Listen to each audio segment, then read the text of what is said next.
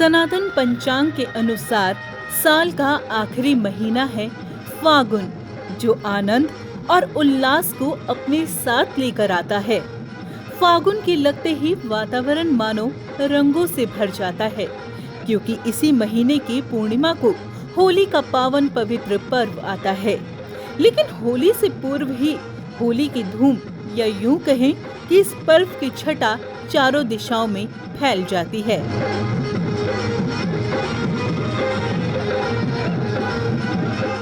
विशेष तौर पर फागुन मास के शुक्ल पक्ष की द्वितीया तिथि से इस पर्व का आरंभ होता है। इसी माह में श्री बांके बिहारी श्री राधाजू के साथ फूलों से होली खेलते हैं। रंगों की होली से पहले फूलों से होली खेली जाती है, जिसे हम सभी फुलेरा दूज के नाम से जानते हैं। पौराणिक कथाओं के अनुसार भगवान श्री कृष्ण के अनेकों कार्यों के चलते कई दिनों तक उनकी भेंट राधा रानी से नहीं हो पाई। ऐसे में राधा रानी उदास हो गई और उनकी उदासी से प्रकृति पर भी विपरीत प्रभाव पड़ने लगा। वन में फूल सूखने और मुरझाने लगे। यह सब देखकर प्रभु समझ गए और अपनी प्रियतमा से मिलने बरसाना पहुँचे। लाडली जू और सावरिया की मिलन से प्रकृति एक बार फिर खिलखिला उठी।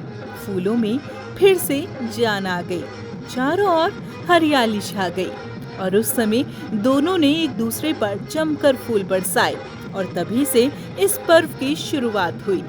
हालांकि धार्मिक मान्यताओं के अनुसार यह दिन विशेषकर विवाह और अन्य मांगलिक कार्य हेतु बेहद ही शुभ है।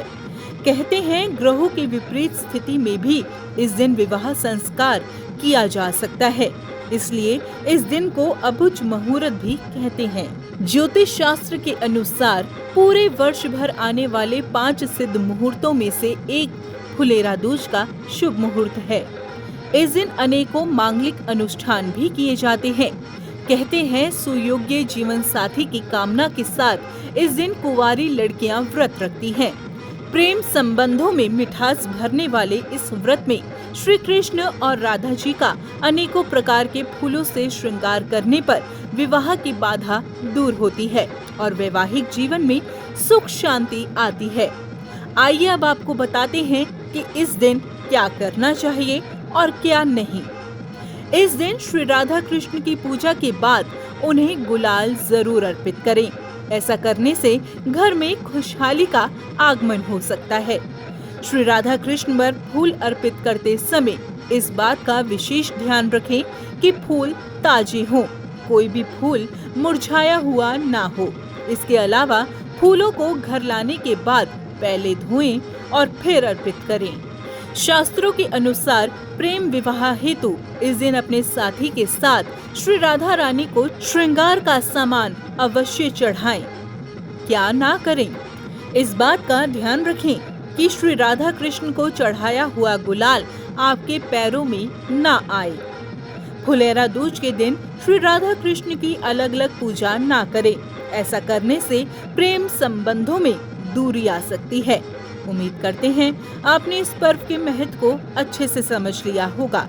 तो बातों का ध्यान अवश्य रखें और फुलेरा दूज का आनंद लें। आप हमारे संत वाणी चैनल को सब्सक्राइब करें, वीडियो को लाइक करें, शेयर करें और हाँ, बेल आइकन पर क्लिक करना बिल्कुल ना भूलें, ताकि हमारी किसी भी वीडियो की सूचना सबसे पहले आपको मिले।